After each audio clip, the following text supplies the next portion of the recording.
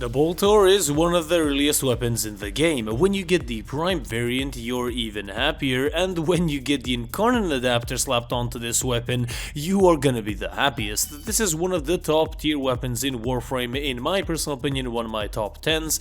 We have 3 different builds you can utilize with every single Warframe, so without any more dilly-dallying, let's quickly get into the video.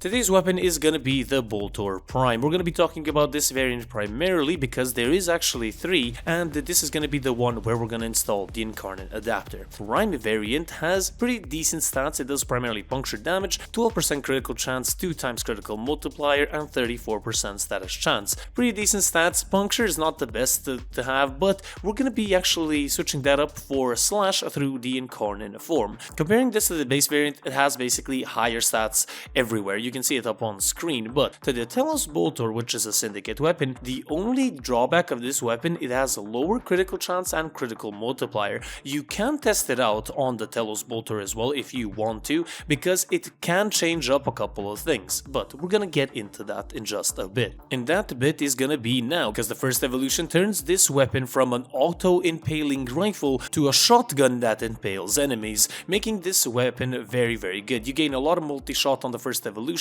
and you gain slash damage as your primary damage type. Evolution 2, we have chosen Crimson Overtune. You gain 2 damage, you gain 20% ammo efficiency for 5 seconds, and this all stacks up to 3 times. We do have Hunter's Mantra. This increases your base damage, and with the channel ability active, you gain 4 punch through and 40% accuracy. Evolution 3, we have Rapid Reinforcements, the one that I use, 60% reload speed, very good. We do have Extended Volley, increasing the base magazine capacity by 20, so not the Incarnon form, and then we have Swift Deliverance, 60% projectile speed. Honestly, reload speed is going to be the best one because this actually does increase the transformation in game whilst you're playing. Evolution 4, we have Commodore's Fortune. This increases your critical chance by 14% for the Prime variant and 6% for the Telos, so there's a couple of differences here, but this is the main one. We do have Survivor's Edge, increasing our critical chance and status chance by 10% respectively, and Elemental Balance, which can increase your status chance by an additional 18%. Commodore's Fortune is the one that I recommend 99% of people go for. Elemental Balance is something that you can use on specific Warframes, and I'll talk about that a little bit later. In general, I think, and by the testing that I have done,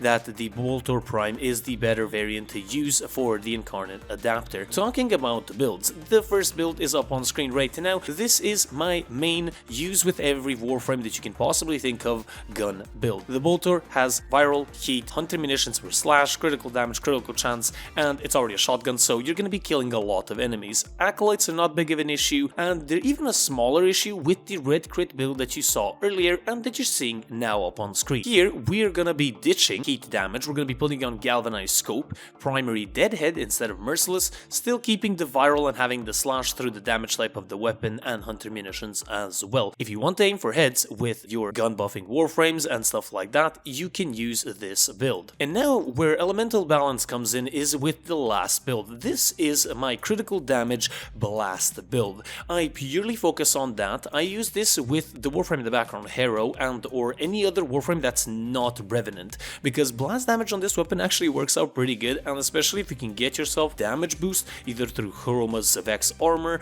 or gaining critical chance through Hero's Worth, this weapon with blast is amazing. I highly recommend you test this build out if you want to for yourself. It is a pretty decent build. I wouldn't recommend it with Revenant because he can't really buff the weapon, but with your gun buffing frames, this is pretty good. The Boltor Prime is a very good weapon. It is one of my first weapons that I have ever gotten. It turns into a shotgun that impales enemies on walls with a fire rate increase, and also just buffing this weapon with any Warframe, it is a much better weapon. This is definitely in my top 10 of weapons in Warframe for 2024 and 2025 as well. That is gonna be it. I hope you guys enjoyed. If you guys did, leave a like down below. It helps out a lot. Subscribe for more content, a lot of content coming out this week, and do comment down below on what you think of the weapon. Your lovely host, Weasel, and I'll see you guys on the next one.